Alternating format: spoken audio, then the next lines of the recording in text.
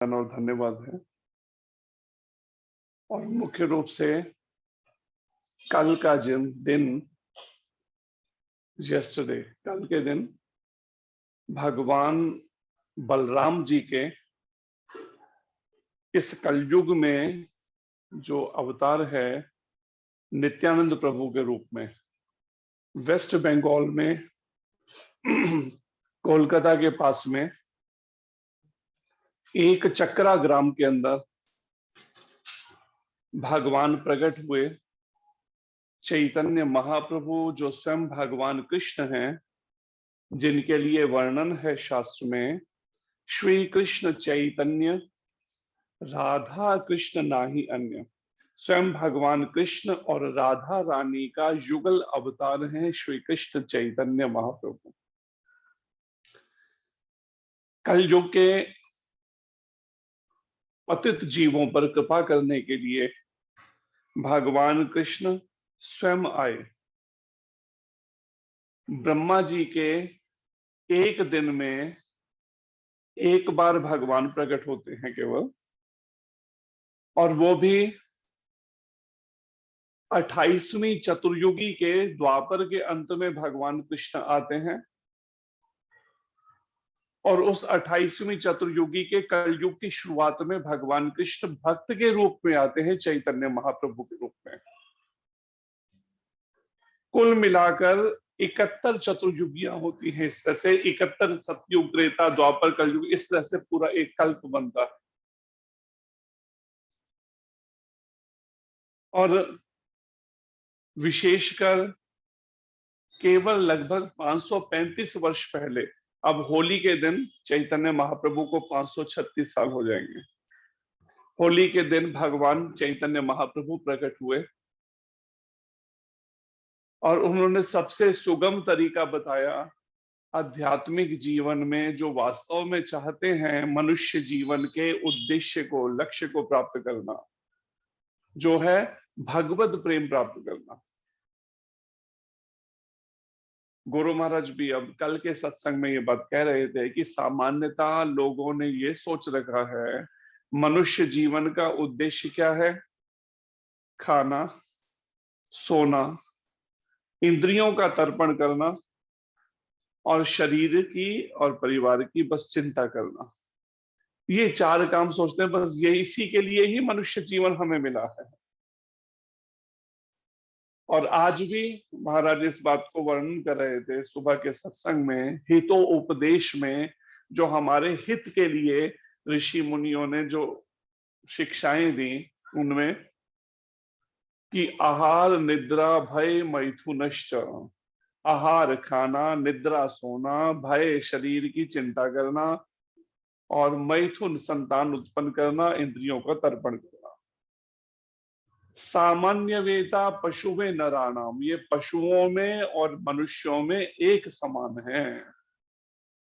लेकिन धर्मो ही तेषा अधिको विशेषा, लेकिन मनुष्य में 84 लाख योनियों में ये मनुष्य का शरीर ऐसा है जिसमें धर्म का पालन मनुष्य कर सकते हैं, पशु पक्षी नहीं कर सकते।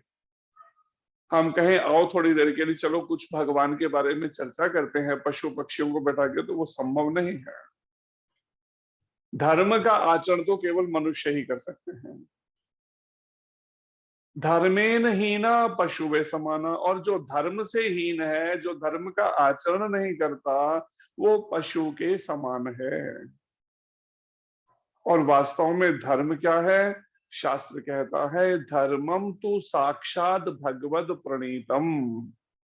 वास्तव में धर्म का अर्थ है भगवान के द्वारा प्रणीतम, भगवान के द्वारा प्रदान किए गए वो नियम कानून मनुष्यों के लिए कि मनुष्य को कैसा जीवन जीना चाहिए, वो उसको धर्म कहा गया है। और जब भगवान, जैसे महाराज उदाहरण देते हैं कि जब राजा कहीं जाता है तो अकेला नहीं जाता, उसके साथ में उसके अंगरक्षक, उसके मंत्री और सब का पूरा सब साथ जाते हैं काफिले। ऐसे ही जब भगवान धरती पे प्रकट होते हैं तो वो अकेले नहीं आते हैं, उनके साथ में उनका परिकर साथ आते हैं, उनके नित्य पार्षद, उनके साथ के, वो सब साथ आते हैं।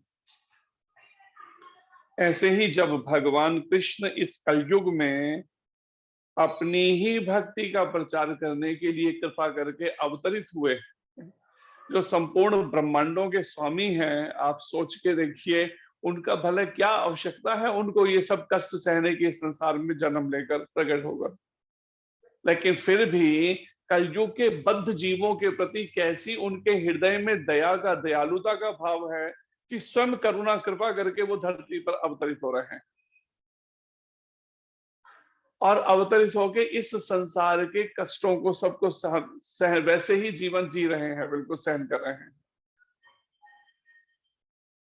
चैतन्य महाप्रभु जब नवद्वीप में प्रकट हुए तो वहां नवद्वीप में शची माता और जगन्नाथ मिश्र, उनके माता पिता जो हैं, गंगा जी के तट पर रहते थे नवद्वीप में।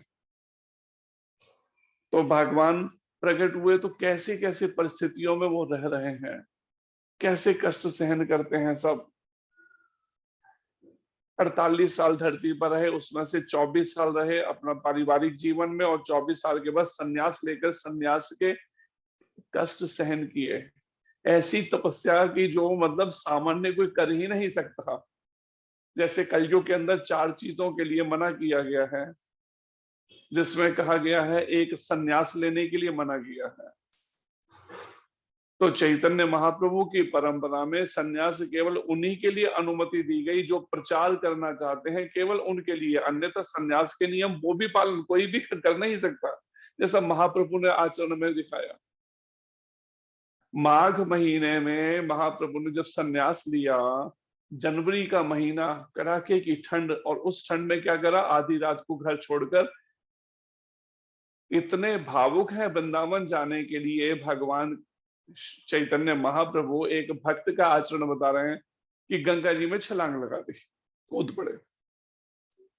और ऐसी ठंड जनवरी का महीने की, माघ महीने की, नदी जब तैर कर पार की, दूसरे किनारे पहुंचे तो परिणाम शरीर पर वस्त्र बदलने के लिए दूसरे कपड़े नहीं है। सोचिए साथ में है, शरीर पर ही वो कपड़े ठिठुर रहे हैं, लेकिन कपड़े बदलने के लिए इस तरह का आचरण करे। एक सन्यासी को कैसा होना चाहिए। अगर किसी ने कोई शब्द कह दिया तो परिणाम आधा पेट भोजन करना शुरू कर दिया चैतन्य महाप्रभु ने। तो वो सन्यास ग्रहण करना, भाई की पत्नी से संतान उत्पन्न करना, बलि प्रथा, पशुओं की किसी की बलि चढ़ाना, और एक और 4 चीजों के लिए इस कलयुग में मना किया गया है। तो यहाँ पर जब भगवान चैतन्य महाप्रभु प्रकट हुए तो उनके साथ में उनके भाई के रूप में जो बलराम जी आए, जो बड़े भाई के रूप में पहले आए द्वापर के अंत में, और त्रेता में छोटे भाई के रूप में आए लक्ष्मण जी के रूप में।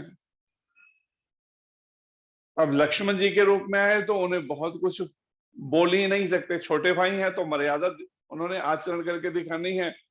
तो जो आज्ञा होती है सब चुप रह के सुननी पड़ती है। लेकिन अब जब द्वापर में आना था तो भगवान ने बलराम जी का, लक्ष्मण जी का, मैं इस अब जब आऊंगा तो परिणाम में मैं बड़ा भाई बनना चाहता हूँ। भगवान ने कहा ठीक है, तब बलराम जी के रूप में। और अब भी इस कलयुग में जब आए तो बड़े भाई के रूप में, नित्यानंद के रूप में आए। और नित्यानंद भगवान जो है एक चक्रा ग्राम में प्रकट हुए, हडाई पंडित और माता पद्मावती के यहाँ पर।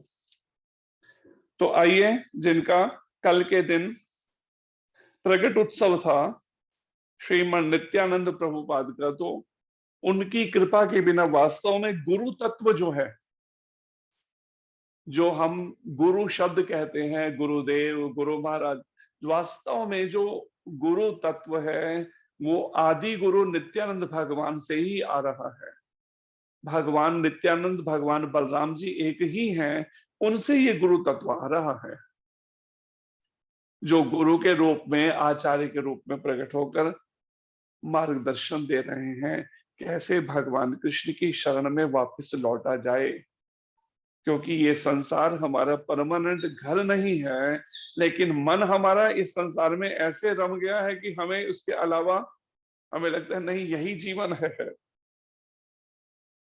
हर बार अपने कर्मों के अनुसार जन्म लेते हैं तो बस लगता है बस यही जीवन है, यही परिवार, यही मेरा घर है।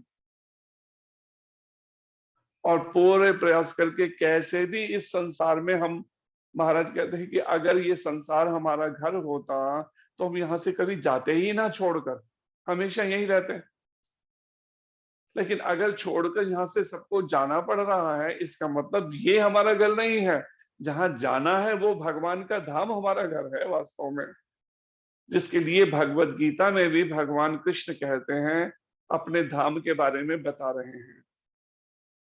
भगवान कृष्ण कहते हैं न तद भासयते सूर्यो, हे अर्जुन मेरा धाम जो है वहां पर कोई सूर्य नहीं होता, न शशांको और ना ही चंद्रमा कोई है वहां पर, न पावक, पावक कहते हैं अग्नि को, ना ही वहां पर अग्नि है या इलेक्ट्रिसिटी है। आज ही महाराज ये बात सुबह के प्रवचन में बोल रहे थे, इसका मतलब फिर तो वहां अंधेरा होगा, बिल्कुल नहीं। वहां पर क्या है, भगवान के उस गोलोक धाम में, जो वैकुंठ लोकों में जो शरीर मिलते हैं, आध्यात्मिक शरीर, दिव्य जीवात्माओं को जिनकी भक्ति पूर्ण हो जाती है, तो उस शरीरों से प्रकाश निकलता है। ऐसे दिव्य शरीर हैं। एक छोटा सा अनुमान के रूप में देख सकते हैं, जैसे जुगनों के शरीर से प्रकाश कैसे निकलता है। और भगवान कहते हैं यद गत्वा, एक बार कोई मेरे धाम में पहुंच जाए भक्ति पूर्ण करके, ना निवर्तनते, फिर कभी लौट के आना नहीं होता। तद्धाम परम मम, ऐसा वो मेरा परम धाम है अर्जुन। तो भगवान गीता में बता भी रहे हैं मेरा धाम कैसा है, पर वहां धाम में पहुंचने के लिए एक बार के लिए तो भक्ति करनी पड़ेगी पूर्ण।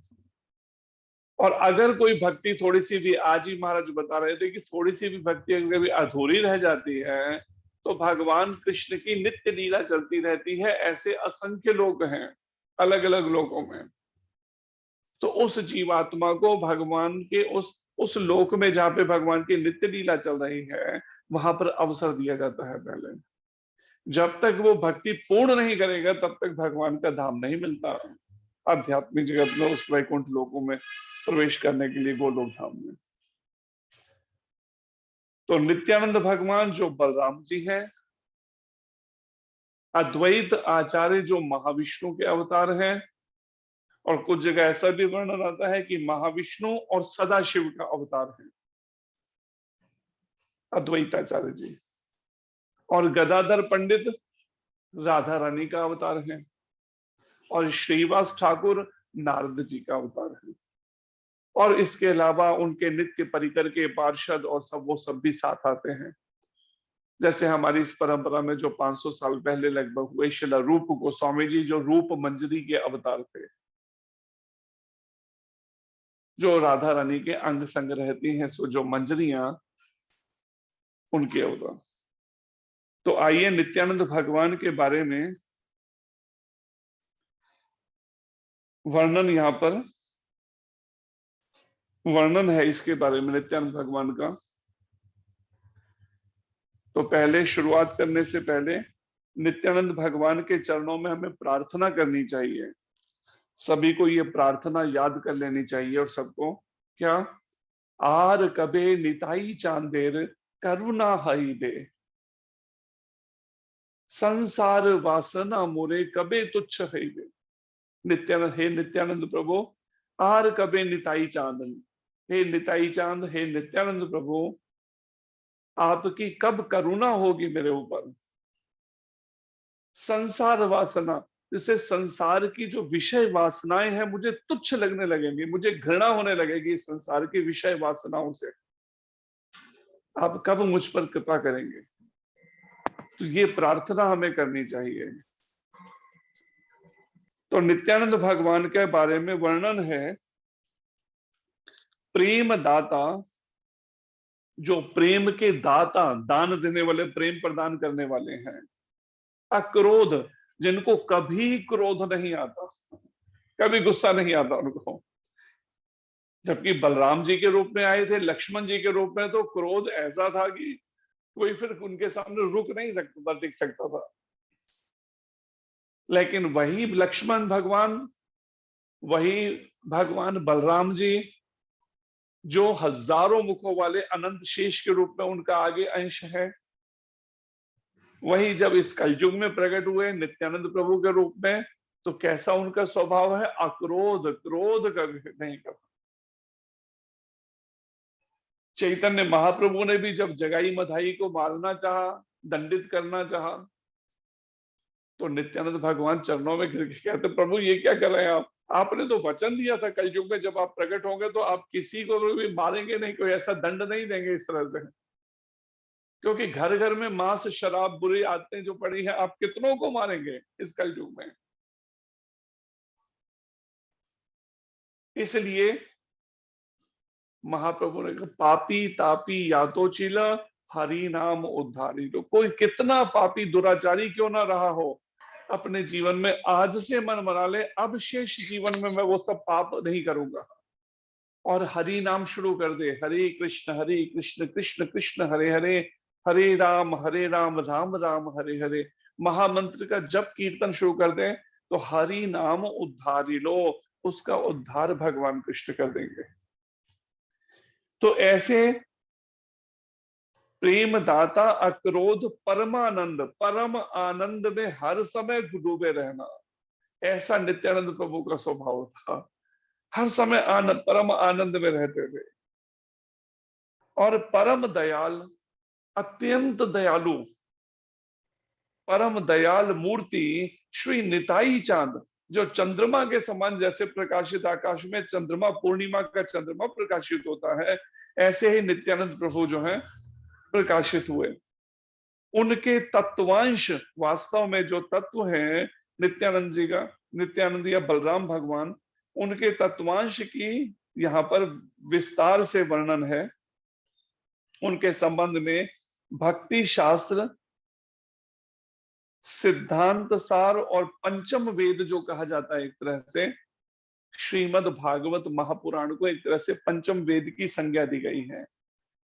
वेद स्वरूप पुराण शिरोमणि श्रीमद् भागवत के जो उसके ऊपर भाष्य लिखा, भाष्य स्वरूप क्या है, उसे श्री श्री चैतन्य चरितामृत ग्रंथ में वर्णन है नित्यानंद भगवान के बारे में। सर्व अवतारी कृष्ण स्वयं भगवान, सर्व, सभी अवतारों के, बाकी सब अवतार हैं, लेकिन कृष्ण जो है वो अवतारी हैं, सारे अवतार उनसे आए हैं। वो स्वयं भगवान है श्री कृष्ण, वो अवतार नहीं है। ताहार द्वितीय देहे श्री बलराम, और भगवान कृष्ण का दूसरा शरीर, मतलब उन्हीं से जो सबसे पहले, जो उनका सबसे पहला प्रकाश है, वो श्री बलराम भगवान है, बलराम जी हैं। एक ही स्वरूप दुई भिन्न मात्र काय, आत्मा एक ही है, वास्तव में तत्व एक ही, लेकिन दो शरीर है सामने। कौन? कृष्ण और बलराम जी। और आद्य काय व्यू कृष्ण लीलार सहाय, और उनके वो आद्य जो आदि स्वरूप है उनका, वो दिव्य काया के रूप में जो आए बलराम जी, भगवान कृष्ण की लीला का में सहायता करने के लिए प्रकट होते हैं, उनका प्रकाश है। बस केवल इतना अंतर है कि कृष्ण श्याम वर्ण के हैं, और बलराम भगवान जो उनसे सबसे पहले, उनका आद्य विस्तार, उनका पहला है प्रकाश, वो गौर वर्ण के हैं, श्वेत वर्ण के। से कृष्ण नवद्वीपे श्री चैतन्य चंद्र, श्री चैतन्य चरितामृत में वर्णन है, वही भगवान कृष्ण स्वयं नवद्वीप में श्री चैतन्य चंद्र के रूप में प्रकट होते हैं, स्वयं कृष्ण। से ही बलराम संगे श्री नित्यानंद, और साथ में बलराम जी उनके जो सहायता के रूप में उनकी लीला में आते हैं, वो नित्यानंद के रूप में प्रकट होते हैं। ब्रजेंद्र नंदन श्री कृष्ण सर्व अवतारी हैं, सारे अवतारों के उत्स हैं ब्रजेंद्र नंदन श्री कृष्ण। जितने भी भगवत अवतार अथवा भगवान के स्वरूप हैं, उन सबके मूल हैं श्री कृष्ण। इसलिए श्री कृष्ण के लिए क्या कहा है? ईश्वरः परमा कृष्ण, परम ईश्वर जो कृष्ण है, सर्व कारण कारणम। ब्रह्मा जी कहते हैं सभी के कारण हैं, सभी के मूल हैं। सारे अवतार, सारे ब्रह्मांड, सभी देवता, सभी उन भगवान कृष्ण से ही सब के सब आगे हुए हैं प्रकट। इसलिए उन सब के मूल श्री कृष्ण हैं। वे स्वयं भगवान हैं, स्वयं रूप हैं, अर्थात स्वयं सिद्ध रूप है भगवान कृष्ण का वो। अर्थात वो उनका रूप, वो कोई जन्म नहीं लेते किसी से, वे किसी अन्य रूप की अपेक्षा नहीं रखते। उन्हीं स्वयं भगवान श्री कृष्ण का दूसरा देह है श्री बलराम जी। सबसे पहला जो उनका, एक तरह से एक स्वयं कृष्ण ही श्री बलराम जी के रूप में फिर आते हैं, लीला में सहायता के रूप में उन्हीं का ही ये सबसे पहला प्रकाश है। श्री कृष्ण तथा श्री बलराम मूलतः एक ही तत्व हैं दोनों। ये दो तत्व ना, एक ही तत्व हैं और केवल दो देह में प्रकाशित हो रहे हैं वो। इसलिए वर्णन आता है बलराम जी ने भी रासलीला की थी जैसे भगवान कृष्ण की। तो बलराम जी के जो भक्त हैं उनकी वो सब गोपियां उनके साथ अलग थी, वो बलराम जी के साथ में जो उन बलराम जी की भक्त थी, बलराम भगवान जी की। तत्वतः श्री बलराम श्री कृष्ण का ही विलास विग्रह हैं। जैसे भगवान कृष्ण ने जब विलास लीलाएं करनी है तो उनका एक तरह से विलास विग्रह वो स्वरूप है श्री बलराम भगवान। स्वरूप में अभिन्न होते हुए, जो एक ही है वास्तव में स्वरूप में होते हुए भी किसी विशेष लीला के उद्देश्य से श्री कृष्ण जब अपने को भिन्न आकृति में अर्थात पृथक रंग में, पृथक वेशादि में प्रकटित करते हैं, उस स्वरूप को विलास कहा जाता है। एक ही होते हुए भी कुछ खास विशेष लीला जब भगवान को करनी होती है श्री कृष्ण को, तो इस उद्देश्य से श्री कृष्ण जो है वही स्वयं भगवान कृष्ण अपने को एक भिन्न अलग से स्वरूप में प्रकट करते हैं, उसे विलास कहा जाता है। श्री कृष्ण श्याम वर्ण है और श्री बलराम श्वेत वर्ण है। श्री कृष्ण पीतांबरधारी हैं और श्री बलराम नीलांबरधारी हैं। वो नीले रंग के वस्त्र पहनते हैं बलराम भगवान। उन्हीं बलराम भगवान से आगे विस्तार में संकर्षण और उन्हीं के आगे में ये सदाशिव आते हैं, जो सृष्टि के प्रलय के समय महाप्रलय होना और सृष्टि में प्रलय में उनका, उन्हीं का ही आगे अंश आगे है फिर सदाशिव से उनसे। तो इसलिए नीलांबर जो वर्णन है भागवत में, लाल रंग जो है उसको रजोगुण में गिना गया है और नीले रंग को तमोगुण में गिना गया है। वो तमोगुण के एक तरह से कंट्रोलर हैं भगवान बलराम जी, नित्यानंद जी, संकर्षण, उनके आगे विस्तार हैं, अनंत शेष हैं और सदाशिव हैं फिर उनके आगे उसमें अंशरूप। इस तरह वर्ण और वेशादि में भेद होने के कारण, एक शरीर का रंग में भेद होना श्याम वर्ण और श्वेत वर्ण का, और दूसरा वेशादि, वो पीतांबरधारी हैं भगवान कृष्ण और बलराम भगवान नीलांबरधारी हैं। वेश आदि में भेद होने के कारण श्री बलराम को श्री कृष्ण का विलास कहा गया है। ये समझाया है वास्तव में विलास किसे कहते हैं, इस बात को यहां समझाया गया है। श्री बलराम को श्री कृष्ण का आद्य काय व्यूह भी कहा जाता है। आदि रूप में उनकी काय, काय कहते हैं देह को, उस काय, उनका वैसा ही देह वो विग्रह है उनके आदि। किसी विशेष उद्देश्य को लेकर जब एक देह के अतिरिक्त और एक अथवा अनेक देह प्रकटित होते हैं, कोई विशेष उद्देश्य से, या तो एक देह के रूप में जैसे बलराम भगवान, या अनेक शरीर धारण करना, अनेक देह में लेना, तब उनको जैसे रासलीला के अंदर भगवान कृष्ण ने अनेक देह धारण कर ली, जबकि एक ही कृष्ण है वही। तो उस समय में जो गोपियां हैं उनके साथ उतने ही कृष्ण हो गए। तब उनको प्रथम देह का काय व्यू कहा जाता है। जो प्रथम देह है स्वयं श्री कृष्ण, उनका काय व्यू शब्द वहां पे प्रयोग होता है कि वो आगे जो उनका एक देह या अनेक देह लेना लीला के लिए। स्वयं रूप अद्वय ज्ञान तत्व ब्रजेंद्र नंदन श्री कृष्ण लीलाओं के अनुरोध से अनेक रूपों में अपने को प्रकटित करते हैं। उन समस्त रूपों में श्री बलराम ही सर्वप्रथम रूप हैं, इसलिए उन्हें आद्य कायव्यू कहा गया है। और यह रूप है भी सर्वश्रेष्ठ। यह रूप श्री कृष्ण की लीलाओं की सहायता करता है। इसे मूल संकर्षण भी कहा जाता है। जो भगवान कृष्ण की सहायता के लिए जो उनका लीला ये विलास रूप है, उसको मूल संकर्षण भी कहा जाता है। जिन मूल संकर्षण से फिर आगे और विस्तार में आते हैं अवतार, जिनका वर्णन यह रूप श्री कृष्ण की लीलाओं में सहायता करता है। और मूल संकर्षण श्री बलराम स्वयं रूप से श्री कृष्ण की सेवा संपादन करते हैं। और जो मूल संकर्षण है श्री बलराम जी, वो भगवान कृष्ण की सेवा संपादन करते हैं। सेवा में उनके और भी 5 रूपों में श्री कृष्ण की सेवा करते हैं बलराम भगवान का जो। और मूल संकर्षण के 5 रूप जो है सेवा में, उनका वर्णन है। उनमें बलराम श्री बलराम जी का संकर्षण है, कारणोदकशाही विष्णु है, गर्भोदकशाही विष्णु है, क्षीरोदकशाही विष्णु तथा शेष अवतार भगवान का।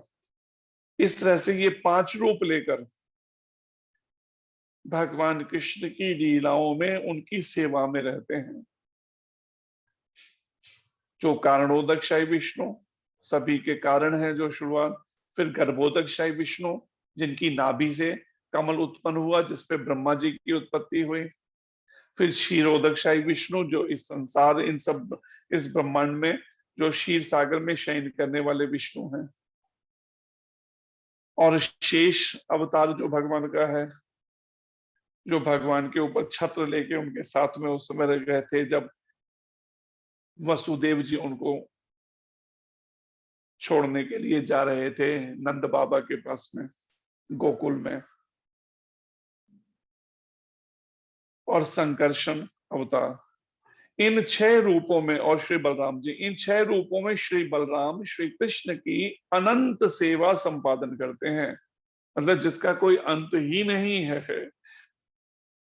असंख्य सेवाएं उनकी, असंख्य तरीके से उनकी सेवा में रत रहते हैं श्री बलराम जी। इस तरह से इन 6 रूपों में स्वयं भगवान सर्व अवतारी कृष्ण जब नवदीप में श्री कृष्ण चैतन्य चंद्र के रूप में आविर्भूत होते हैं, उनके विलास रूप अथवा आद्य काय व्यूह रूप में श्री बलराम उनके साथ उनकी लीलाओं की सहायता के लिए श्री नित्यानंद के रूप में आविर्भूत होते हैं।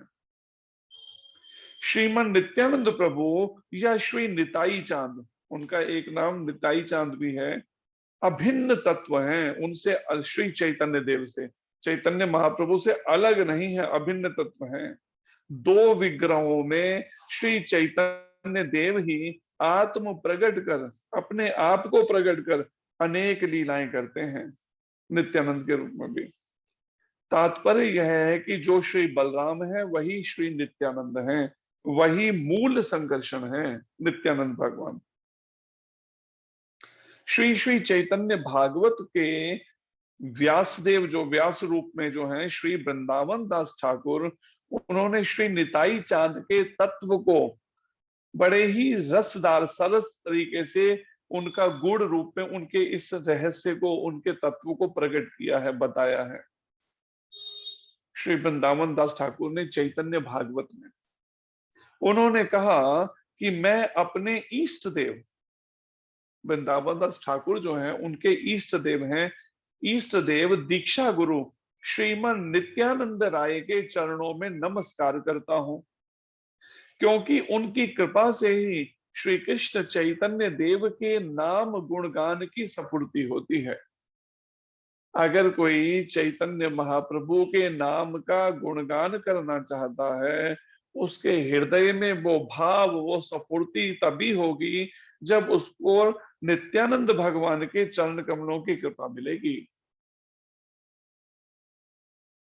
इसलिए एक भजन भी है हमारे आचार्य को, जिसमें निताई पद कमल कोटि चंद्र सुशीतल ये छहाए जगत जुड़ाए।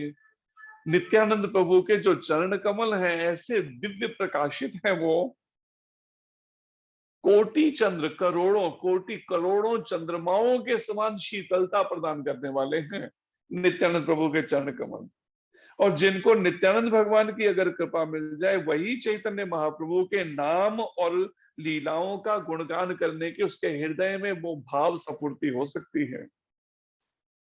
श्री अनंत देव शेष जिनका अंश है, वही नित्यानंद भगवान जो अनंत देव के रूप में और उनका अंश है शेष अवतार, उन श्री बलराम प्रभु की मैं वंदना करता हूं। वृंदावन दास ठाकुर जी कहते हैं, जो अनंत देव के रूप में भी और शेष अवतार के रूप में है, जो शेष अवतार उनका अंश रूप है, वो बलराम भगवान की मैं वंदना करता हूं। उनकी वंदना एवं कृपा प्राप्ति से अगर कोई बलराम भगवान या नित्यानंद प्रभु के चरण कमलों की वंदना करे, बार बार उनके चरणों में प्रार्थना करें, और कृपा प्राप्त करने से ही श्री कृष्ण नाम गुण कीर्तन में स्फूर्ति संभव है। तो ही भगवान कृष्ण और चैतन्य महाप्रभु के नामों, उनके गुण का कीर्तन कोई कर सकता है, लीलाओं का काम। क्योंकि उनके हजारों मुख ही अनंत शेष भगवान जो हैं, अनंत देव नित्यानंद प्रभु के रूप में, उनके हजारों मुख हैं शेष अवतार में, श्री कृष्ण नाम गुण कीर्ति के भंडार हैं। अर्थात वो निरंतर हजारों मुखों से अनंत शेष भगवान भगवान कृष्ण की लीलाओं का, उनकी कीर्ति, उनके यश का भंडार हैं। हर समय उनके गान ही करते रहते हैं केवल अपने दिव्य मुखारविंदों से। वे नित्य नवीन नाम गुणों का गान करते हैं, नए नए तरीके से नाम और लीलाओं का गान करते रहते हैं अनंत शेष भगवान।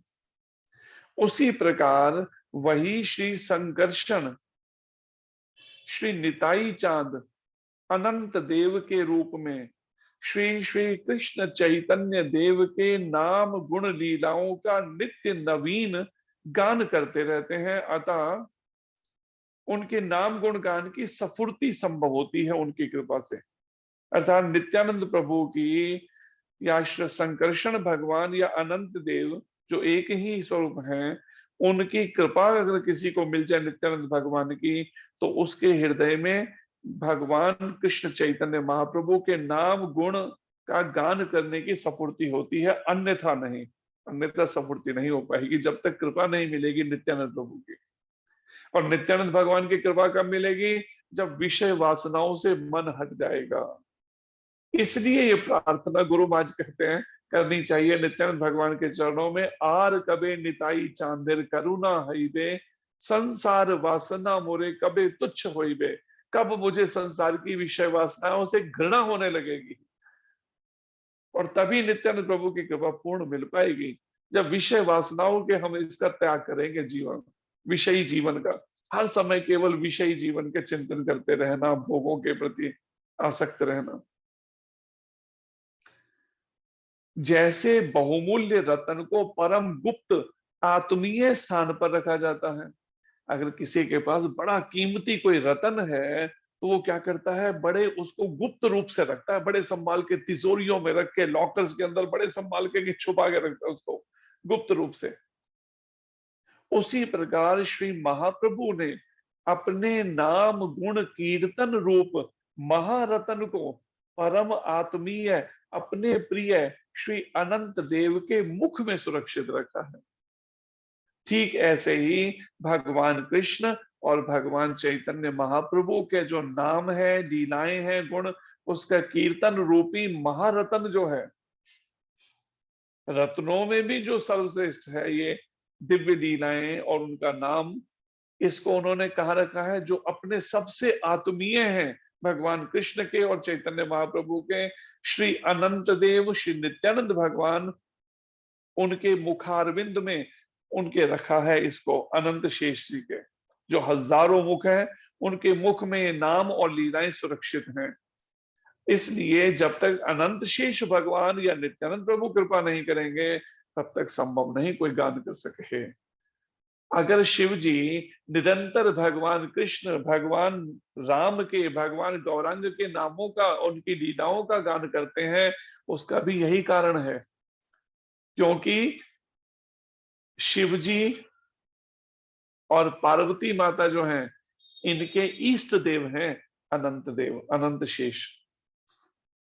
इसलिए शिव जी जो गले में, कंठ में जो उनके नाग हैं, वो वास्तव में कौन है? उनके मस्तक पर, उनके कंठ में वो कौन है? वो अनंत शेष भगवान, उनके इष्ट देव हैं, उनको धारण कर रखा है।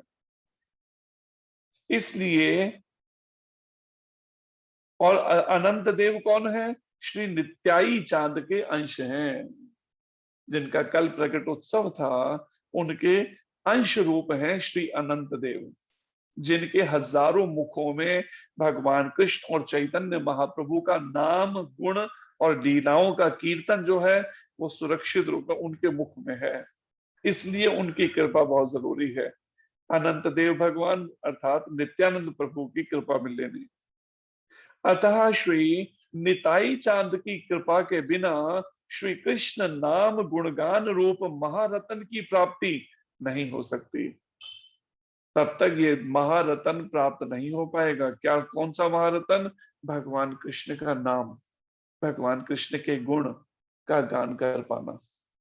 अगर हम चाहते हैं कि कीर्तनिया सदा हरि, नाम गाने सदा रुचि, कि निरंतर हम भगवान के नामों का कीर्तन कर सकें, गान कर सकें, तो एकमात्र उसका तरीका यही है फिर नाम गान करने का, कि हमें नित्यानंद प्रभु की कृपा प्राप्त करनी होगी, अन्यथा हम निरंतर नाम नहीं ले सकेंगे।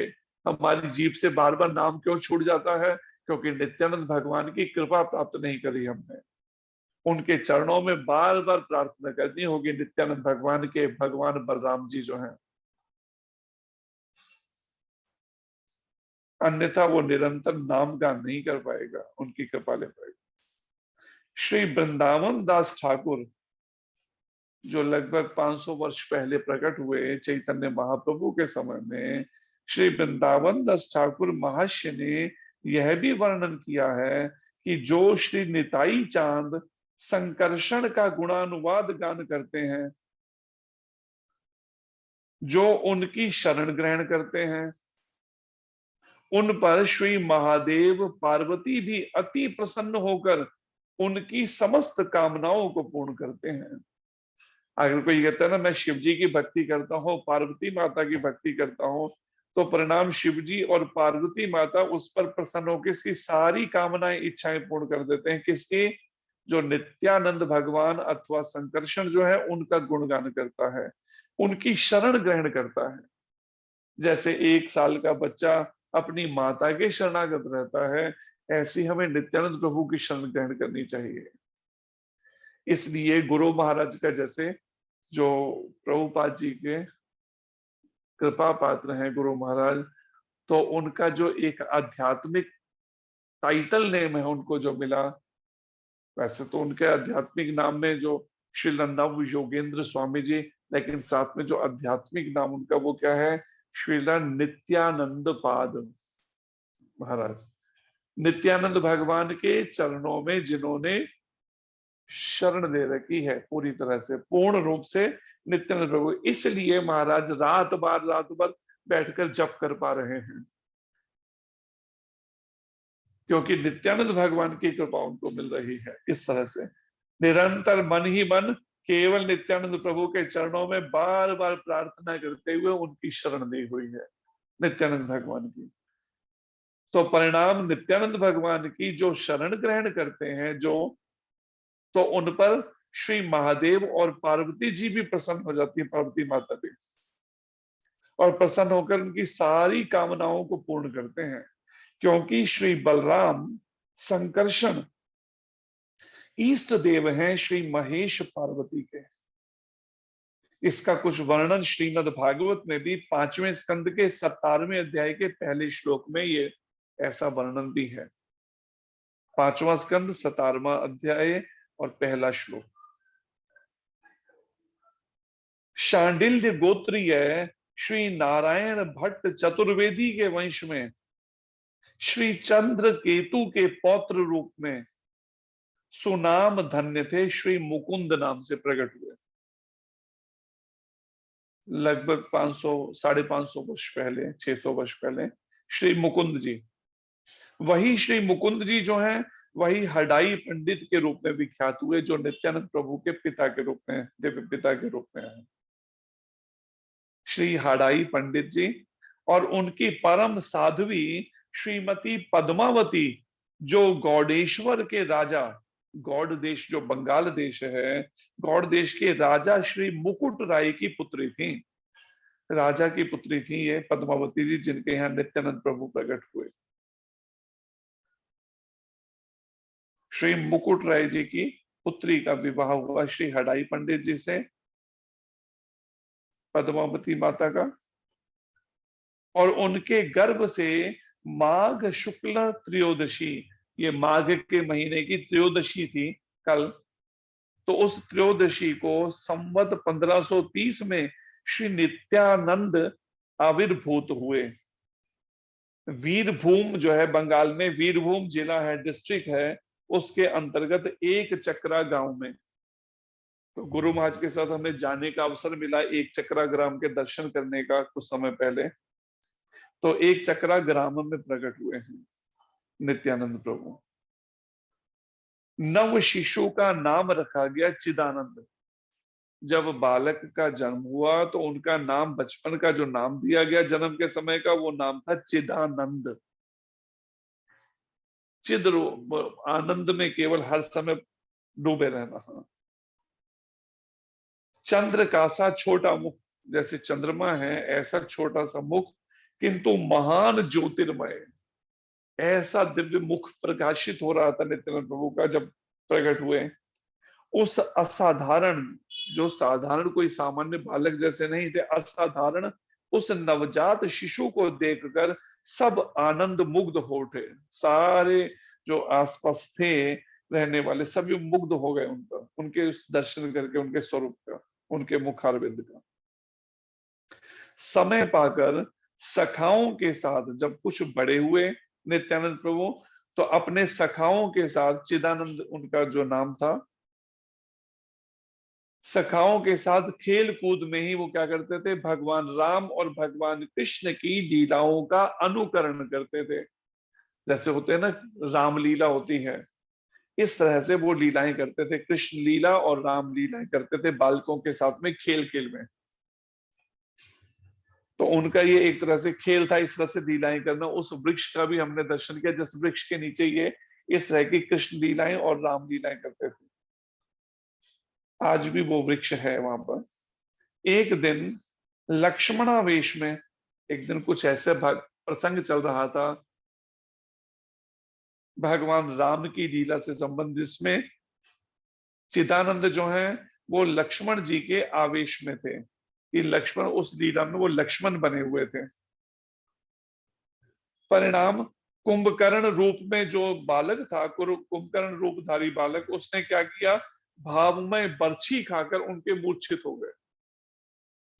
जैसे कटार होती है ऐसी ये बर्छी होती है। तो वो भाव में उन्होंने इस तरह से, जब लीला में दिखा रहे हैं करते हुए रामलीला के अंदर, लक्ष्मण जी को जब कुंभकर्ण ने बर्छी मारी तो लक्ष्मण जी मूर्छित हो गए थे।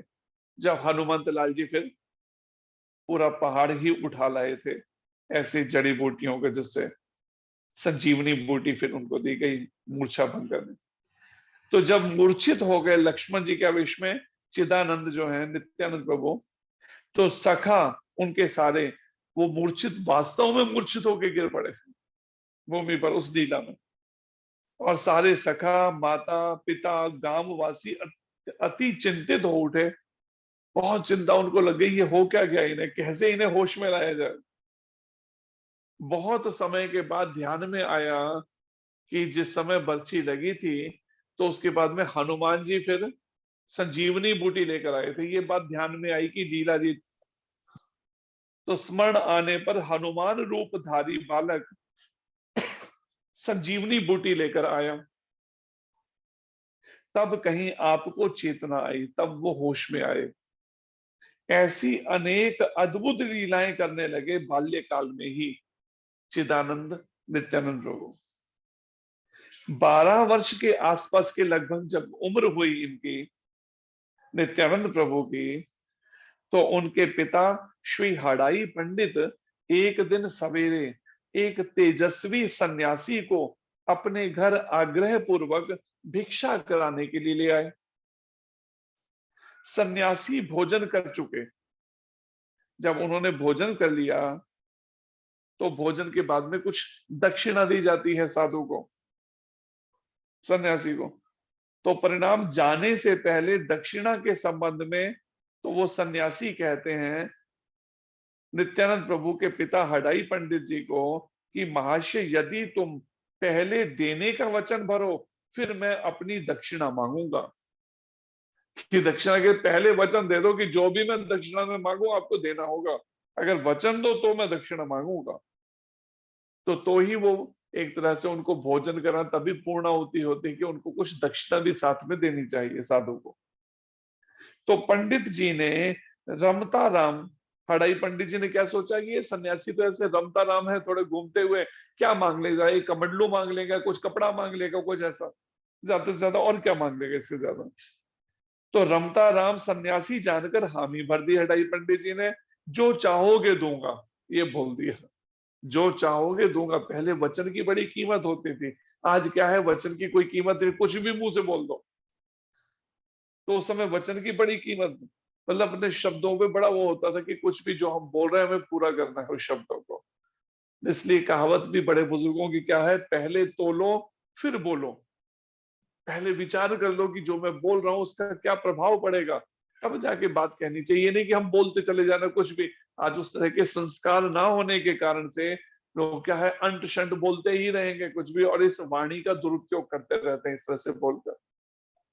और परिणाम क्या है, कई बार ऐसे ऐसे दूसरे के मन को ठेस लगाने वाले शब्द बोलते हैं, जिससे परिणाम में कई तरह से समाज के अंदर अशांति ऐसी फैलती है उन शब्दों के माध्यम।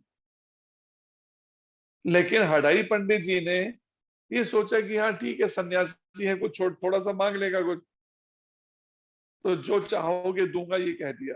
पंडित जी ने समझा कि एक आध कपड़ा मांग लेंगे, लोटा मांग लेंगे, कमंडलू मांगेंगे, और क्या मांगेंगे इससे ज्यादा। तो सन्यासी तो स्वयं ही चिदानंद की प्राप्ति के लिए मारा मारा घूम रहा था। लेकिन वो सन्यासी का है, वास्तव में उस परम आनंद को पाने के लिए मारा मारा घूम रहा। कैसे मुझे हृदय में वो आनंद की प्राप्ति हो, जिस आनंद को पाकर वो एक तरह से, जैसे कहते हैं ना, आत्म साक्षात्कार हो जाने पे वो दिव्य आनंद की प्राप्ति होती है। हर समय हृदय में वो आनंद का भंडार फूट पड़ता है। अब वो तो ढूंढ ही रहा था आनंद के लिए, और यहाँ पर क्या है, वो चिदानंद के रूप में वो वास्तव में नित्यानंद प्रभु जो है वो आनंद स्वरूप ही है। तो सचमुच चिदानंद मूर्ति देख, जब वो सन्यासी ने देखा ये तो साक्षात वही परम आनंद की मूर्ति है ये बालक, तो उन्होंने क्या करा, चिदानंद को ही मांग बैठा वो हडाई पंडित जी से कि मुझे ये बालक ही अपना दे दीजिए। ये मांग लिया। उसकी मांग सुनते ही पंडित हडाई जी एक विकट धर्म संकट में पड़कर व्याकुल हो उठे। बड़े धर्म संकट में पड़ गए, अब क्या कहें, उस परिस्थिति में बड़े व्याकुल हो उठे। अब वचन भी दे चुके हैं पहले। तो चिदानंद तो जैसे पहले से ही तैयार थे, क्योंकि चिदानंद जी को तो पिछले जन्म में ही आदत थी ना नित्यानंद प्रभु को। जब त्रेता युग के अंदर बलराम भगवान जब लक्ष्मण जी के रूप में आए थे त्रेता युग में, तो उस समय में उनको तो वो तो चल ही पड़े साथ में विश्वामित्र जी के साथ में और भगवान राम के साथ। तो इसलिए पूर्व जन्म का तो अभ्यास था ही घर बार छोड़ के जाने का। तो परिणाम में लक्ष्मण रूप में एक मुनि विश्वामित्र के साथ घर बार छोड़कर चले जाने के अभ्यस्त तो था ही वो बालक चिदानंद। पिता माता को धर्मोपदेश एवं आश्वासन देकर, तो चिदानंद जी ने क्या किया, नित्यानंद प्रभु ने अपने माता पिता को कुछ धर्म का उपदेश दिया, आश्वासन दिया कि वो दुखी ना हो, और चिदानंद जो है उंगली पकड़कर चल दिए उस सन्यासी के साथ। परिणाम घर बैठे थोड़े ही लीला का समाधान होगा। अब जब घर पे ही बैठे रहेंगे अगर नित्यानंद प्रभु चिदानंद, तो परिणाम में कैसे लीलाएं पूर्ण होंगी जो जिसके लिए वो धरती पर प्रकट हुए हैं, स्वयं बलराम भगवान। तो लीला अगर करनी है तो उसके लिए घर बार तो छोड़ना पड़ेगा उस कार्य को करने के लिए जिस उद्देश्य से आए हैं भगवान नित्यानंद प्रभु। इसी मनोभाव से तो यह सब लीला अनुक्रम रचा श्री बलराम जी ने। तो बलराम भगवान जो है उन्होंने ये मन में भाव था कि इस तरह की लीलाएं करने के लिए मुझे घर से तो निकलना ही पड़ेगा, इसलिए उन्होंने ये सन्यासी का बहाना करके और ये सब रचा। परिणाम सन्यासी तीर्थ में भ्रमण कर रहा था और श्री चिदानंद अपने स्वरूपानंद में, सन्यासी तीर्थों में भ्रमण कर रहे थे उनको साथ लेकर, और चिदानंद नित्यानंद प्रभु जो है वो अपने स्वरूपानंद में, अपने ही स्वरूप में मग्न थे, आनंद में, अपने दिव्य आनंद में, भगवत चिंतन में। तो परिणाम इस तरह से तीर्थों में भ्रमण करते हुए और चिदानंद अपने आनंद में भ्रमण, पता ही नहीं चला सन्यासी चला कहां गया, कब उनसे अलग बिछुड़ गए सन्यासी से। सन्यासी कहीं चला गया और आप अकेले ही अब क्या करने लगे चिदानंद, भारतवर्ष के अनेक तीर्थों के दर्शन करते हुए पंढरपुर जाने के लिए। तो पंढरपुर में पहुंचे नित्यानंद प्रभु। तो पंढरपुर आकर वहां श्रीपाद लक्ष्मीपति पुरी, हमारी इस संप्रदाय के महान आचार्यों में है श्री लक्ष्मीपति पुरी जी। तो लक्ष्मीपति पुरी जो है उनको पहले अपने निज स्वरूप बलराम का स्वप्न में दर्शन कराया। पहले उनको स्वप्न में दर्शन दिया श्रीपाद लक्ष्मीपति पुरी जी को बलराम भगवान ने, और अपने निज स्वरूप का दर्शन कराया कि वास्तव में मैं बलराम ही हूं, इस समय चिदानंद के रूप में मैं इस समय प्रकट हुआ हूं। पहले दर्शन कराया और फिर लौकिक लीला अनुरोध संसार के दिखाने के लिए कुछ लीला करनी है, तो उस तरह से उनको प्रार्थना करके उनसे कहा कि आप मुझे मंत्र दीक्षा दीजिए। पहले रात में स्वप्न बता दिए मैं बलराम हूं, लेकिन संसार में आने पर गुरु धारण करना होता है, जो भगवान ने ही मर्यादा बताई है गीता में भी, जिसे भगवान कह रहे हैं एवं परंपरा प्राप्तम इमम राज ऋषयो गुरु। तो इस तरह से परंपरा के बारे में भगवान बता रहे हैं चौथे अध्याय के दूसरे श्लोक में। फिर चौथे अध्याय के 34वें श्लोक में भी बता रहे हैं तद विधि प्रणिपातेन परिप्रश्नेन सेवया उपदेक्षन्ते ते ज्ञानम ज्ञानिनस तत्वदर्शिना। अगर तत्व को जानना चाहते हैं भगवत तत्व को, तो हमें गुरु की शरण लेनी पड़ेगी, उनको पूरी तरह से समर्पण करना होगा प्रमाणिक गुरु को, और समर्पण करके फिर उनसे उनकी सेवा करते हुए विनम्रता पूर्वक जिज्ञासा उनसे करनी होगी जानने के लिए इस भगवत तत्व के बारे में, कृष्ण तत्व के बारे में।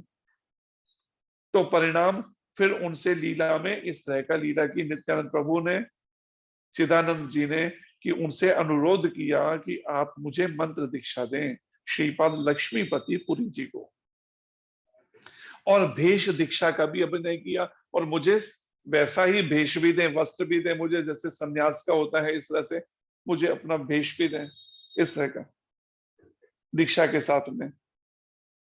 और उन्होंने इन्हें चिदानंद से क्या किया, नित्यानंद नाम दिया।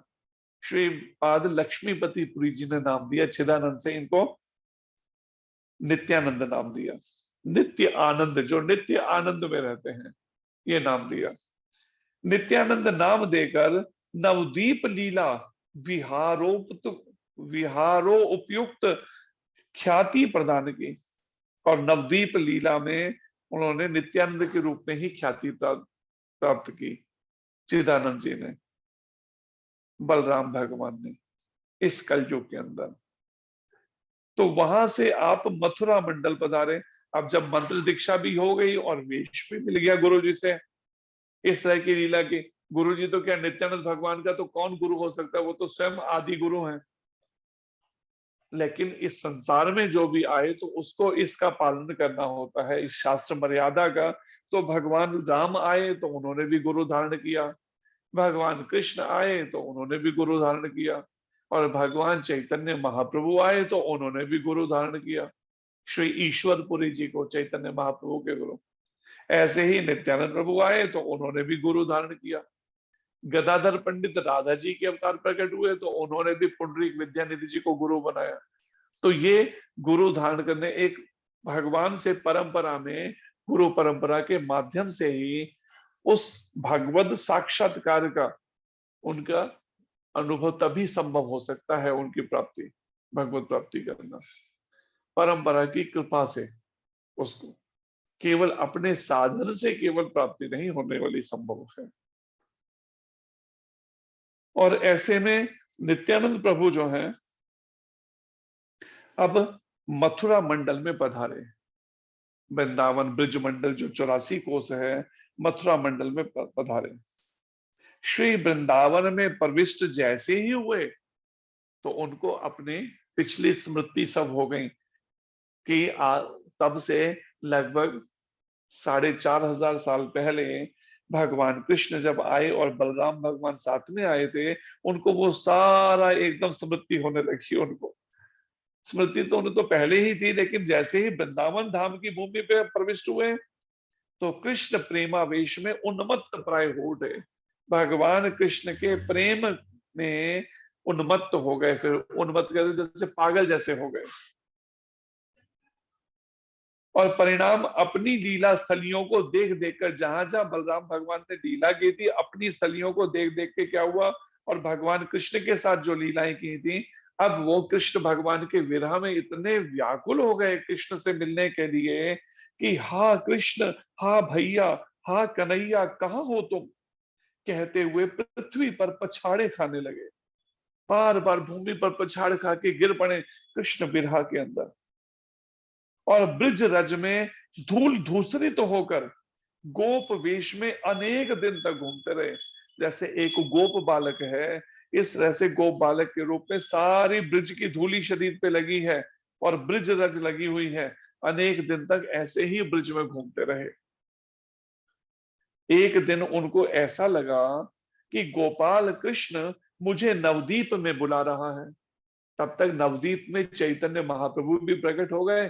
तो इनको हृदय में ऐसी भाव आने लगा कि मुझे स्वयं कृष्ण जो है वो नवदीप बुला रहे हैं। वृंदावन में और नवदीप में कोई भेद नहीं है, दोनों में अंतर नहीं करना चाहिए, ब्रिजमंडल में और नवदीप में। तो ऐसा उन्हें हुआ भाव जब हृदय में, तो वह वहां अवतीर्ण हो चुका है गोपाल कृष्ण, स्वयं कृष्ण जो है गौ का पालन करने वाले गायों के। तो प्रेमाविष्ट होकर आप नवदीप पहुंचे। तब वृंदावन से प्रेम में पूरी तरह से डूबे हुए ही वो नवदीप जब पहुंचे, तो अब क्या कहते हैं नित्यानंद प्रभु, हूं तो आखिर बड़ा भाई ना। चैतन्य महाप्रभु के लिए कहते हैं, भगवान कृष्ण के लिए, कि तब भी मैं बलराम के रूप में आपका बड़ा भाई ही था, तो मैं हूं तो आखिर बड़ा भाई ना। मैं यहां तक आ पहुंचा, वह मेरा छोटा भाई मुझे आदर पूर्वक अपने घर ले तो जाए। तो ये नित्यानंद प्रभु सोचने लगे, अब मैं अपने आप मिलने नहीं जाऊंगा चैतन्य महाप्रभु से। अगर वास्तव में मैं बड़ा भाई हूं तो छोटे भाई को आना चाहिए ना, सम्मान देने के लिए, आदर। इसलिए जब वो खुद चल के मेरे पास मेरे को ले जाने के लिए आएंगे तो जाऊंगा। इसलिए वो चैतन्य महाप्रभु से मिलने नहीं गए, वो अलग से एक बड़े महाभागवत भक्त थे, नंदन आचार्य के ही घर पर रुक गए नित्यानंद प्रभु। तो यह सोचकर श्री नित्यानंद परम भागवत श्री नंदन आचार्य के घर पर जा ठहरे। अब छोटा भाई भी कम नहीं, चैतन्य महाप्रभु जो स्वयं कृष्ण है वो भी कोई कम नहीं है। तो वो तो सर्व अंतर्यामी है, सभी के हृदय की जानने वाले हैं, सबके हृदय में उनका अंश रूप परमात्मा रूप रहता है। तो वो सबके हृदय के भाव को जान जाते हैं। तो वो नित्यानंद प्रभु के भी हृदय के भावों को जान गए चैतन्य महाप्रभु।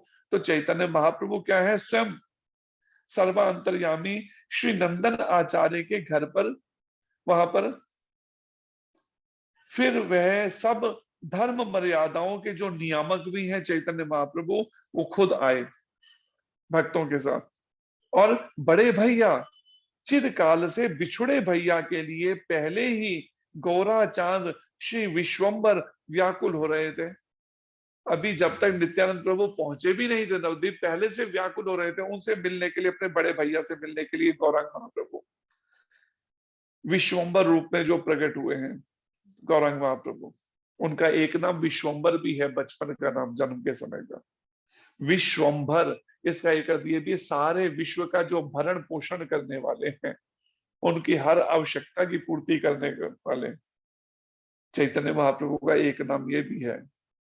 और गौरवर्ण था, गोल्डन कलर का स्वर्णिम रंग था, पिघले हुए सोने के समान चमकता हुआ, इसलिए उनका नाम एक ये भी है गोरा चांद।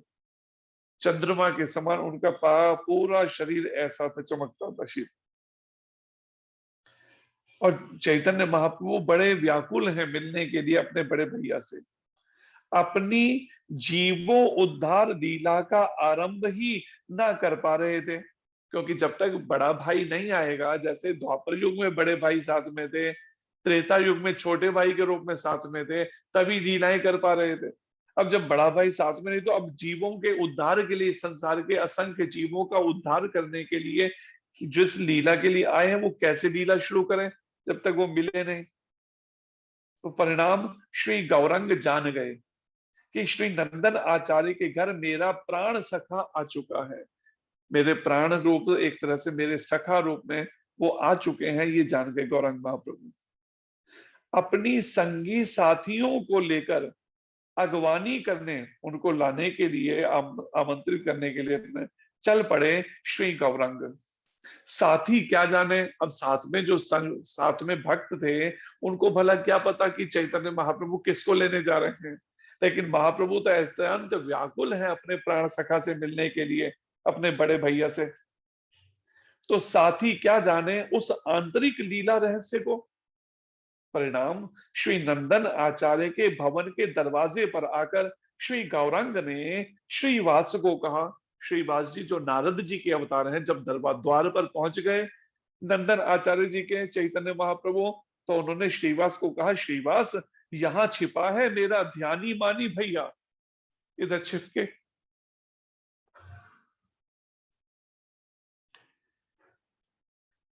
इधर छिपकर बैठा है मेरा ध्यानी मानी भैया। एक महापुरुष है वो, महान पुरुष, बोलो तो। तभी उन्होंने कहा कि उनको बुलाने का तरीका क्या है, उनको ब्रज लीला की याद कराओ। और परिणाम में श्रीवास ठाकुर ने जैसे ही महाप्रभु का ये आदेश पाया, उन्होंने द्वार पर क्या किया, वो श्रीमद भागवतम का एक श्लोक गाना शुरू कर दिया, भगवान कृष्ण की दिव्य लीला का। बरहा पीडम नटवर वपु कर्णयो कर्णिकारम विभ्रदवासा कनक कपिशम वैजयंतीम च मालाम रध्रान वेणोरधर सुधया पूरयन गोप वृंदय वृंदारण्यम स्वपद रमणम प्राविष्ट गीत कीर्ति। जैसे ही श्रीवास ठाकुर ने श्रीमद् भागवत का ये दशम स्कंद का श्लोक गाना शुरू किया, बरहा पीडम, जिन्होंने मस्तक पर मोर मुकुट धारण कर रखा है, नटवर वपु, जिनका वपु शरीर जो है कैसा है, एक नृतक के समान, महा जैसे एक नृतक है नाचने वाला, ऐसा उनका आवेश, ऐसा उन्होंने वस्त्राभूषण धारण कर रखे हैं भगवान कृष्ण ने, नटवर के समान, एक महान नृतक की तरह। कर्णयो कर्णिकारम, कानों में कुंडल धारण कर रखे हैं स्वर्ण के। विभ्रदवासा, और पीतांबर धारण किए हुए हैं, वास्कत वस्त्र को। कनक कपिशम वैजयंतीम चाम, और गले में स्वर्ण की और वैजयंती फूलों की माला धारण कर रखी है। वैजयंतीम चा माला रध्रान, रंध्रान कहते हैं होठों को। रंध्रान वेणुरधर सुधया, होठों पर वेणु बांसुरी धारण कर रखी है। पूरयन गोप वृंदई, चारों ओर से गोप बालकों से, हजारों गोप बालकों से घिरे हुए हैं।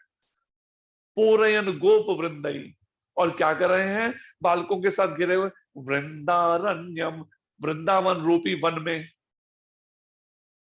स्वपद गमनम, अपने चरण कमलों, दिव्य चरण कमलों के द्वारा उनकी छाप छोड़ते हुए रज में नृत्य करते हुए बालकों के साथ में प्राविष्ट गीत कीर्ति, और सारे बालक उनके गान कर रहे हैं, इस तरह से प्रवेश कर रहे हैं।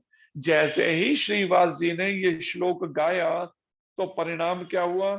श्रीवास ने ज्यों ही उच्च मधुर स्वर में उस श्लोक का उच्चारण किया, श्री नित्यानंद भूल गए बड़प्पन।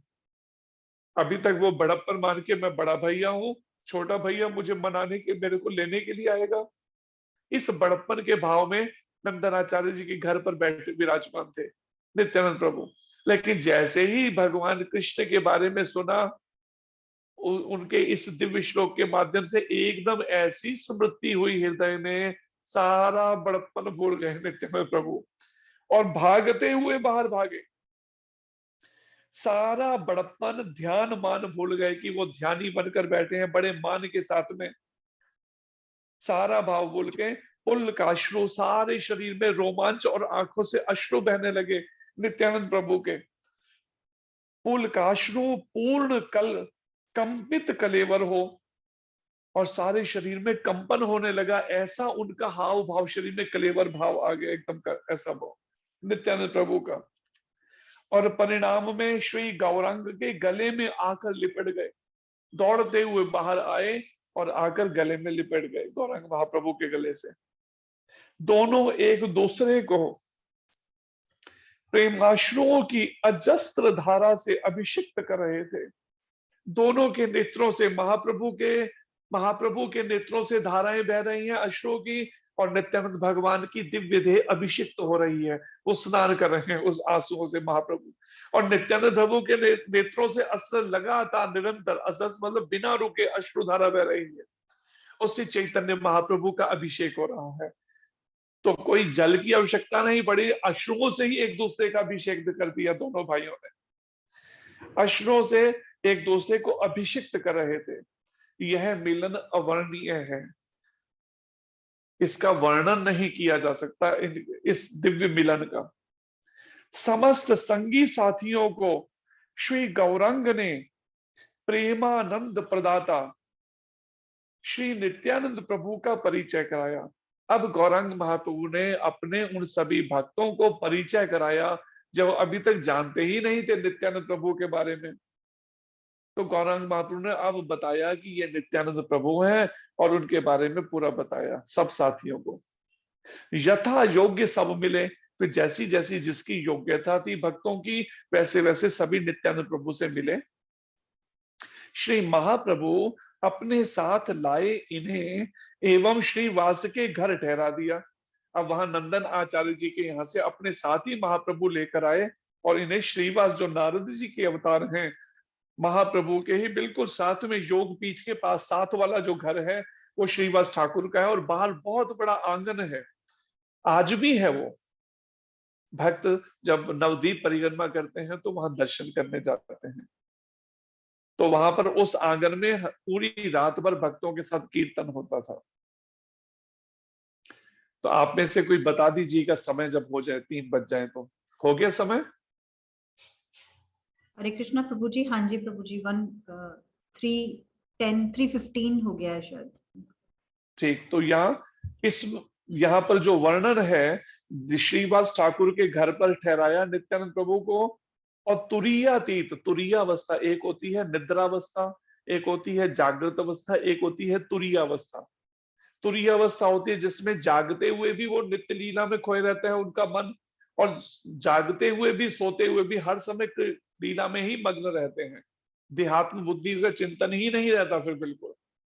ऐसी तुरीय अवस्था प्राप्त अवधूतों के समान, अवधूत जिनको शरीर की सुध ही नहीं है, वस्त्र पहने हैं कि नहीं पहने, खाया है कि नहीं खाया, सोए हैं कि नहीं, कोई शरीर का भान ही खत्म हो जाए जब बिल्कुल चिंतन से, ऐसी अवधूतों के समान श्री नित्यानंद प्रभु कि मैं बालक हूं, जवान हूं, बूढ़ा हूं, कुछ नहीं सो दो उनको, नित्यानंद प्रभु को।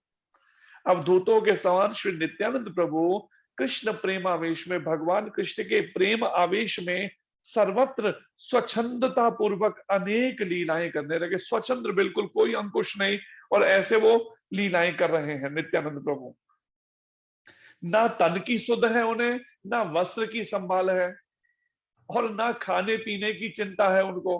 प्रेमानंद मग्न होकर विचरण करने लगे, प्रेम में, आनंद में।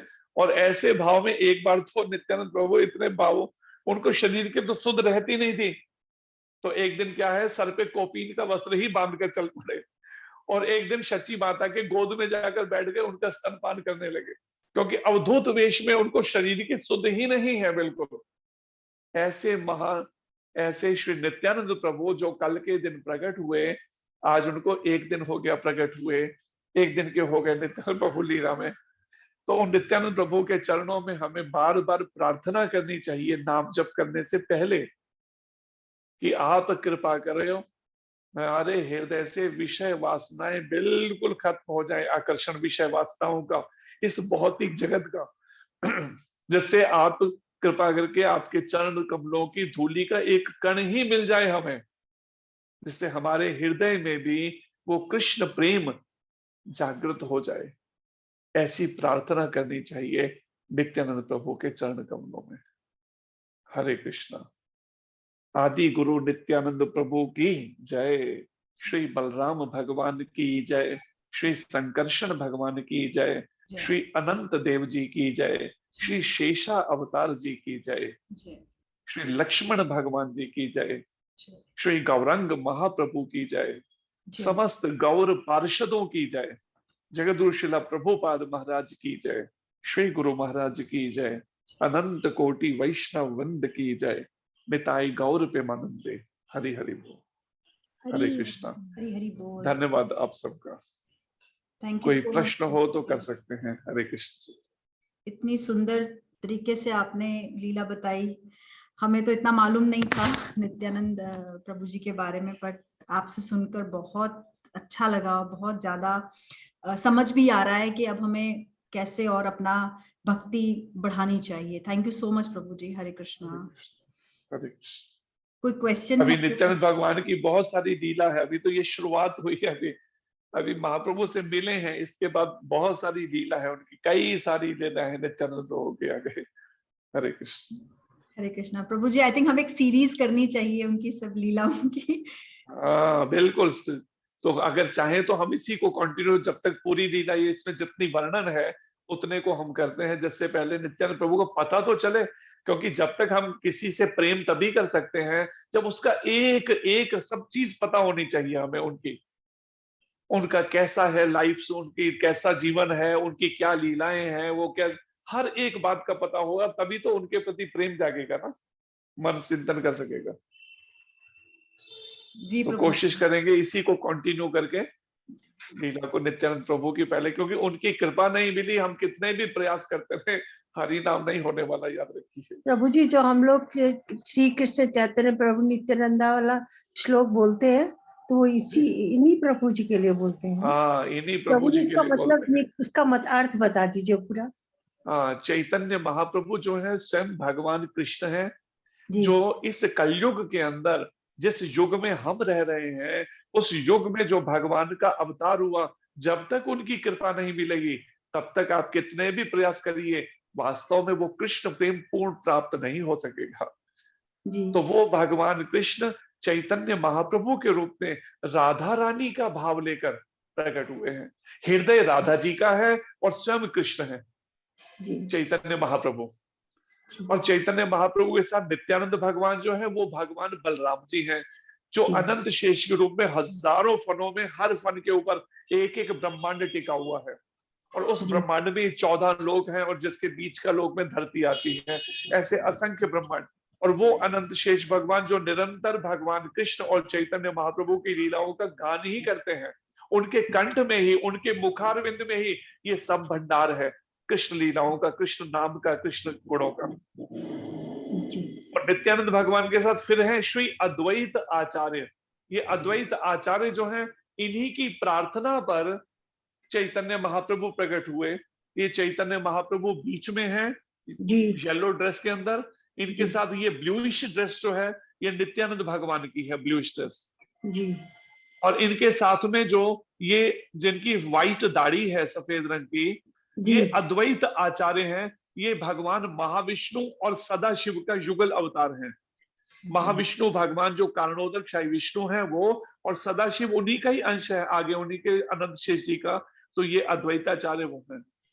इन्हीं की प्रार्थना पर जब कलयुग में पाखंड बहुत फैल गया, लगभग 500 वर्ष पहले, इन्हीं अद्वैताचार्य जी जो हैं, ये रोज शालिग्राम शिला पर तुलसी दल और गंगा जल अर्पण करके रोज हुंकार हरि बोल करते हुए प्रार्थना करते थे। ऐसे उच्च स्वर में हरि बोल बोलना कि भगवान के गोलोक धाम में आवाज जाती थी, इनकी प्रार्थना जाती थी कि आप कृपा करके इस कलयुग के जो भटक गए हैं लोग, इनको मार्गदर्शन के लिए आप जब तक प्रकट नहीं होंगे तब तक संभव नहीं है कि लोग कृष्ण भक्ति को समझ पाए और उसको पालन कर सके। जी तो उनके साथ में फिर गदाधर पंडित साथ में आए, और गदाधर पंडित राधा रानी का अवतार है, जो जी भगवान की मुख्य शक्ति या योग माया जो है, वो भगवान की लीला में जब जैसी आवश्यकता होती है वैसा अवतार लेकर आती है वो शक्ति। तो इस कलयुग में जब महाप्रभु के साथ आई तो गदाधर पंडित के रूप में आए, पुरुष के रूप में, वही राधा रानी। जी और श्रीवास जी नारद जी का अवतार है, जो साथ में आए भगवान की लीला में उनका संकीर्तन का प्रचार करने के लिए इस धरती पर। जी कि लोग कितनी कितनी मेहनत करके भी जो अपने मन के मैल को नहीं धो पा रहे हैं, और जब तक पता नहीं है कैसे धो, तो कोई नाक मरोड़ रहा है, कोई मेडिटेशन कर रहा है, कोई ध्यान कर रहा है, कोई कुछ, और उसके बाद भी प्राप्ति नहीं हो पा रही, वो आनंद का अनुभव ही नहीं कर पा रहा वास्तव में प्राप्ति। और पता ही नहीं चल रहा लोगों को किसको माने। कोई कहता मैं दुर्गा जी को मानता हूँ, कोई कहता मैं काली माता को मानता हूँ, कोई कहता मैं शिव जी को, कोई हनुमान जी को, यही नहीं पता वास्तव में भगवान कौन है।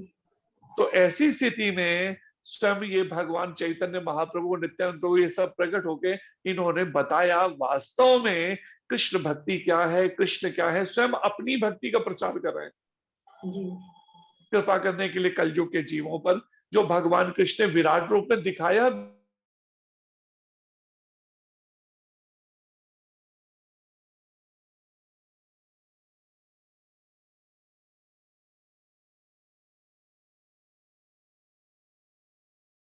जो है भगवान कृष्ण के शरीर से प्रकट हुए हैं, उनके वो सबके उत्स हैं।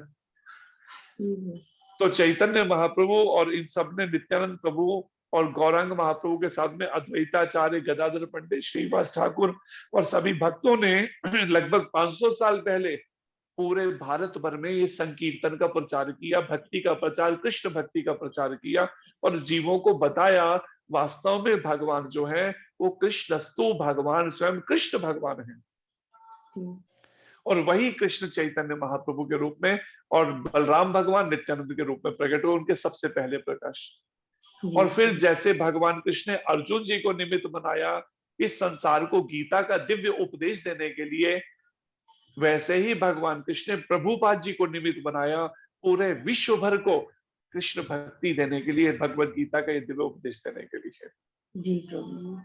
तो अब इससे अनुमान लगा के देखिए प्रभुपाद जी क्या होंगे, कल्पना करके देखिए कैसे, मतलब क्योंकि जब तक वो कहते हैं कृष्ण शक्ति बिन तारा ना ही परिवर्तन, जब तक कृष्ण शक्ति ना देना कोई भी प्रचार में निमित्त नहीं बन सकता है। आप कितना भी करते रहिए, किसी का हृदय परिवर्तन नहीं होगा। ठीक है, आप कुछ अगर ग्रंथों का रट्टा भी लगा लेंगे, लोगों को थोड़ी देर के लिए प्रभावित कर सकते हैं, लेकिन उनके हृदय में कृष्ण प्रेम जागृत नहीं कर सकते हैं। हाँ, स्वयं परंपरा की कृपा से, भगवान कृष्ण से जो गुरु परंपरा है, परंपरा की कृपा से जब अगर हृदय में कोई किसी के भक्ति प्राप्त कर ले, भक्ति राज्य में प्रवेश कर जाए, उस दैन्य भाव में वो सब गुरु के कृपा से मिल जाए, अगर परंपरा की कृपा से, तो कहीं जाके वो प्रचार में निमित्त बन सकता है। तो इसी चैतन्य महाप्रभु और नित्यानंद प्रभु, अद्वैताचार्य, गदाधर पंडित, श्रीवास ठाकुर, इन सब ने मिलकर फिर प्रचार के लिए अपना शक्ति प्रदान की। किनको? प्रभुपाद जी को, जिसके लिए भविष्यवाणी भी की गई। परंपरा में हमारे एक महान आचार्य जो सप्तम गोस्वामी कहलाते हैं, श्रीला सच्चिदानंद भक्ति विनोद ठाकुर, जो जी। अंग्रेजों के समय में मजिस्ट्रेट जज थे, जी। उन्होंने ये भविष्यवाणी की 1896 में कि हमारी इस श्री ब्रह्म संप्रदाय के अंदर एक ऐसा आचार्य आएगा जो इस हरे कृष्ण आंदोलन को, इस सनातन धर्म को, इस भगवत गीता के दिव्य उपदेश को, इस कृष्ण भक्ति को पूरे संसार में, विश्व में फैलाएगा, जिसकी शुरुआत उन्होंने कर दी थी अपने समय में। शिला सच्चिदानंद भक्ति विनोद ठाकुर जी ने उनके ग्रंथ जर्मनी तक गए थे, जर्मनी की उसमें वहां पर लाइब्रेरीज में और उन कॉलेजेस में वहां पर पहुंच गए थे ग्रंथ। जी प्रभु। तो प्रभु उसी जी को ही पहले फिर प्रभुपाद जी ने किया। जी जब प्रभु जी हम छोटे थे तो हमने कभी गीता किसी से पढ़ते, किसी को सुनते नहीं देखा था, लेकिन अब हम देखते हैं प्रभु जी, हमको कम से कम 20 लोग तो ऐसे मिलते हैं जो गीता पढ़ रहे हैं अब इस समय। तो काफी लोग पढ़ रहे हैं, बहुत ध्यान से, बच्चे भी बहुत ध्यान से पढ़ रहे हैं, समझ रहे हैं। पहले तो हमने किसी को सुना ही नहीं था कोई गीता पढ़ता था, किसी को नहीं देखा था हमने बचपन में। उसका एक कारण यही है कि चैतन्य प्रभुपाद महाप्रभु ने भविष्यवाणी की थी कि जी 10,000 साल तक ये आंदोलन मेरा चलेगा, जी और कोई ना कोई भगवान चैतन्य महाप्रभु की शक्ति को लेकर इस परंपरा में आता ही रहेगा, जो जी इस आंदोलन को पूरे विश्व भर में ले जाता रहेगा, बार बार फैलाता जी रहेगा। कई जी लोग लगे थे इस भारत में सनातन धर्म को खत्म करने की सोच बनाई हुई थी उन्होंने, जो आज भी बना रखी है। जी तो परिणाम चैतन्य महाप्रभु ने प्रभुपाद जी को निमित्त बनाकर, जो उनके धाम से ही उनके आए नित्य पार्षद हैं प्रभुपाद जी, उनके माध्यम से पूरे विश्व भर में सनातन धर्म को फैला दिया, उन्हीं के देश के लोगों से। अब करो खत्म, जी कितनों को खत्म करोगे? जी। तो नहीं सब चुप, प्रभु जी, आप किसी को बच्चे समझ। भी बहुत समझ रहे हैं, आप सब समझ जी रहे हैं, बहुत लोग देख रहे हैं। पहले तो हमने बचपन में कभी नहीं देखा किसी को गीता पढ़ते हुए, लेकिन अब तो हम देखते हैं बहुत लोग ध्यान से पढ़ते हैं, और आगे जनरेशन मेरे ख्याल से ज्यादा ही पढ़ेंगे। और बिल्कुल, अभी ये 500 साल बीते हैं महाप्रभु से, अभी 9,500 साल तक ये आंदोलन इस तरह से आगे बढ़ता ही रहेगा। जी ये उसके जी बाद कहीं जाके फिर कलयुग अपने पांव ठीक से पसार पाएगा। अभी वो कोशिश कर रहा है, लेकिन सफल नहीं हो पा रहा कलयुग अपने कार्य के अंदर। जी प्रभु जी ना हो सफल। हाँ, हम तो सभी यही चाहते हैं कि इस कलयुग को सफलता नहीं मिलनी चाहिए, जी क्योंकि कलयुग का मतलब ही है कलह का युग, पाप का युग, अनीति का युग, हिंसा का युग, अत्याचार का युग, पापाचार का युग। इसका काम ही मन में बुरे विचार भरे रखना, हर समय मन को अशांत रखना, विचलित रखना सबको। इसका काम ही यही है, ये कलयुग का प्रभाव है। जी इससे बचने के लिए हमें क्या करना पड़ेगा? प्रभुपाद जी कहते हैं 3 चीजों को। एक, अपने खान पान को बड़ा ध्यान देना पड़ेगा, कहीं भी इधर उधर का बाजार का कुछ भी ऐसा अशुद्धि का नहीं खाना है। जी शुद्धि से बना हुआ, भगवान कृष्ण को, राधा रानी को भोग लगा हुआ, केवल वही प्रसाद खाना है। खान पान का सीधा असर हमारे मन पे जाता है। जी दूसरा, हमारा रहन सहन, हमें अपने पहनावे को चेंज नहीं करना है। रहन से जो भारतीय संस्कृति है, जो धोती कुर्ता और माताओं के लिए साड़ी है, हमें अपनी संस्कृति की ड्रेस में रहना है। उससे हटकर हमें लोगों के भेड़ चाल नहीं चलना है। जी और तीसरा, हमारा कार्यकलाप, एक्टिविटीज, जो हमारे कर्म हैं, हमें अपने कर्मों को कैसा करना है? कृष्ण भावना से भावित, भगवान कृष्ण को केंद्र में रख के सारे कार्य होने चाहिए। कुछ भी जी करें, कृष्ण केंद्र में होने चाहिए, कृष्ण के लिए होना चाहिए, कृष्ण की प्रसन्नता के लिए वो कर्म 24 घंटे का। जी रात को सोना भी है तो इसलिए क्योंकि सुबह मंगल आरती हर हालत में मुझे जाना है। जी इस तरह से जब सारे कार्य कृष्ण के लिए होंगे, खान पान, रहन सहन, कार्यकलाप, तो परिणाम धीरे धीरे मन, वाणी और कर्म से, जब हम कृष्ण के लिए सारे कार्य, सोचना, इच्छा करना, वाणी से बोलना और शरीर से कर्म करना करने लगेंगे, निरंतर 24 घंटे का अभ्यास, जैसे ही इस अभ्यास में सफल हो गए, समझिए उसी समय हृदय में कृष्ण प्रेम जाग जाएगा। जी प्रभु अभी तक क्या हम कर रहे हैं, लेकिन आधा घंटा, 1 घंटा, 2 घंटे, 4 घंटे, लेकिन 24 घंटे वाले उस प्रोसेस में नहीं है। कृष्ण के लिए सारे कार्य करना, और उसी के प्रभु लिए जी, कृष्ण भक्ति है। प्रभु जी घर में तो सच कह रहे हैं, आपसे आधा घंटा भी टाइम नहीं मिलता था, हाँ, देखिए सबके यही कुछ काम इस, नहीं करना पड़ता था, लेकिन बिल्कुल हाँ, भी टाइम नहीं मिलता था। बस मन दुनिया की सोचता रहेगा, बातें ऐसी नहीं। बातें सोचता रहेगा मन, कोई ना कोई, कभी जी खाने के बारे में, कभी सोने का, कभी कपड़ों का, कभी घर का, कभी कुछ ना कुछ यही विचारों में लगा रहेगा। और प्रभु सारा दिन दुनिया की बात होती थी, प्रभु की बात, भगवान की बस, बात तो होती नहीं कभी घरों में। बिल्कुल बिल्कुल ठीक था। सिर्फ आरती होती है इसलिए शाम को, सुबह हाँ, भगवान को नहला दिया, सुबह शाम को आरती कर दी, बस 2 टाइम करके पूरा काम खत्म। इसलिए अपने मन को अभ्यास हमें खुद कराना होगा। इस तरह से बार बार भक्तों की संगति में रहते हुए, बार बार भगवान की लीलाओं का श्रवण कीर्तन करके, नाम जप से अपने मन को बार बार इन सोच को, मन को लाना पड़ेगा इंद्रियों के माध्यम से, कि आंखों से कृष्ण भगवान की छवि का दर्शन करना, राधा रानी की, गुरु गौरंग राधा कृष्ण की, कानों से उनका नाम, उनकी लीलाओं को सुनना, नाक को भगवान को अर्पित जो पुष्प है सुगंधी केवल वही सूंघने में लगाना, जीव को केवल भगवान का नाम, भगवान की लीलाएं या भगवान की सेवा से संबंधित बातें और भगवान के प्रसाद में इस तरह से करना, और शरीर से इस तरह से भगवान की सेवा, इस तरह से मन को इन इंद्रियों के माध्यम से कृष्ण की ओर बार बार मोड़ने का अभ्यास करना होगा, जहां भी हम हैं, जैसी भी परिस्थिति में हैं।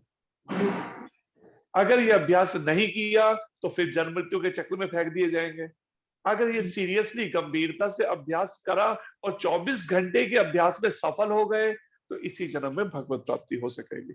जी, धन्यवाद। हरे कृष्ण। कोई और प्रश्न है किसी भक्त को? हरे कृष्णा प्रभु जी। प्रभु हरे जी, कृष्ण हम ये सीरीज अभी हम चालू रख सकते हैं क्या?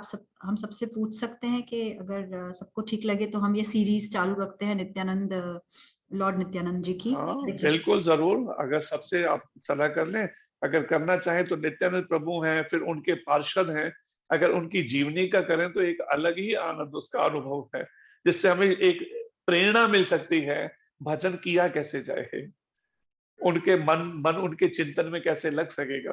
क्योंकि जब चैतन्य महाप्रभु की कृपा मिलेगी तो ही भगवत गीता समझ आएगी, और जब गीता को जीवन में उतारेंगे तब भागवत तक पहुंच पाएंगे, श्रीमद् भागवतम तक। तो कर सकते हैं जरूर ऐसा। जी प्रभु जी। हरे कृष्ण। हरे कृष्णा प्रभु जी। और किसी का कोई क्वेश्चन है तो कर सकते हैं प्रभु जी से।